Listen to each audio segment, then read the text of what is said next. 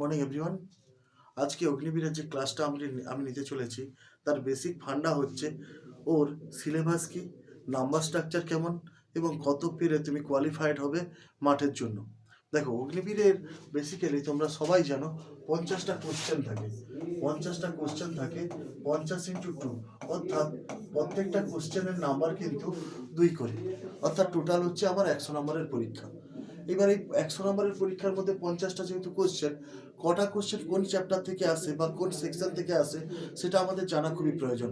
Otherwise কিন্তু তোমরা কোনোদিন স্যাটিসফাইড হবে না যে পরীক্ষা কেমন হলো। প্রথম দেখো, 15টা কোশ্চেন আসে ম্যাথ থেকে। 15x2, 15x2 অর্থাৎ 30 নাম্বার হচ্ছে ম্যাথ থেকে আসে।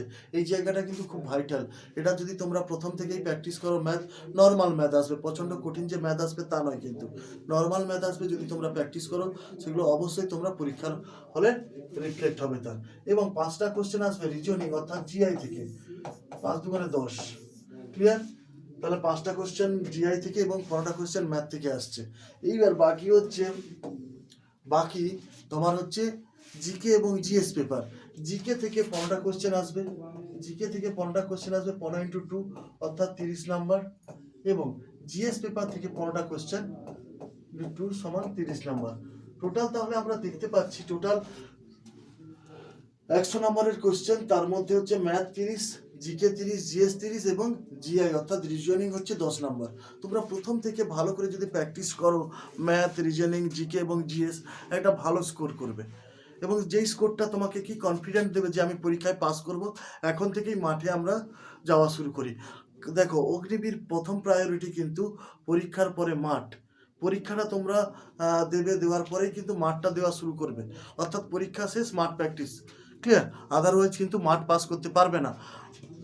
মাঠ যদি এখন 4টা গ্রুপ করে দিয়েছে, first group, second group, third group এবং ফোর্থ গ্রুপ, তবুও তোমাদের মনে রাখা দরকার আছে ফার্স্ট গ্রুপ এবং সেকেন্ড গ্রুপের মধ্যে ম্যাক্সিমাম ছেলেরাই কিন্তু চাকরি পায়, অর্থাৎ থার্ড গ্রুপ, ফোর্থ গ্রুপ আলাদা ব্যাপার।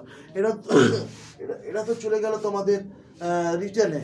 এবার পরীক্ষার তোমার মাঠের নাম্বারটা কেমন আসবে।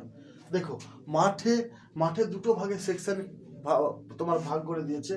একটা হচ্ছে রান আর একটা হচ্ছে বিন, তাই তো? রানে হচ্ছে 60 নাম্বার টোটাল, আর এতে হচ্ছে বিমে হচ্ছে 40 নাম্বার। অর্থাৎ তোমাকে রান ফার্স্ট গ্রুপ যদি মারো তুমি 60 নাম্বার পাবে, ফার্স্ট গ্রুপে তুমি পাবে 60 নাম্বার। কেউ যদি সেকেন্ড গ্রুপ মারলে পাবে 48 নাম্বার। থার্ড গ্রুপ মারলে পাবে কত নাম্বার?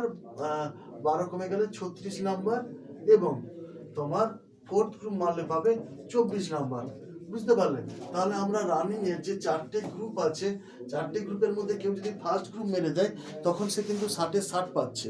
যে সেকেন্ড গ্রুপ মারছে সে 48 পাচ্ছে, যে থার্ড গ্রুপ মারছে সে 36 পাচ্ছে, এবং যে ফোর্থ গ্রুপ মারছে সে পাচ্ছে 24। ক্লিয়ার? তোমাকে এই জায়গাটা মাথায় ভালো করে ঢুকিয়ে নাও যে আমরা কিভাবে এগাবো।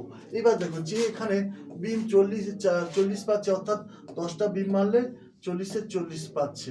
তারপরে কত পাচ্ছে না, তারপরে যদি আর 9টা বিম মারে তখন পাচ্ছে কত? 32। হ্যাঁ, এইরকম করে করে নাম্বারগুলো কিন্তু 8 প্রথম তোমার হচ্ছে 40 থাকবে 10-এ, তারপরে 8 কমবে, আবার 8 কমবে, কিংবা 6 করে কমায়। এটা একটু ভেরিফাইড হয় বা ভ্যারিয়াইজ হয়, ক্লিয়ার? কিন্তু তোমরা মাঠ আর পরীক্ষায় কীভাবে তো প্রিপারেশান নেবে তোমরা ভালো জায়গায় পৌঁছাবে সেটা আমি আলোচনা করিয়ে দিলাম, এবং কোথায় পেতে হবে, ক্লিয়ার?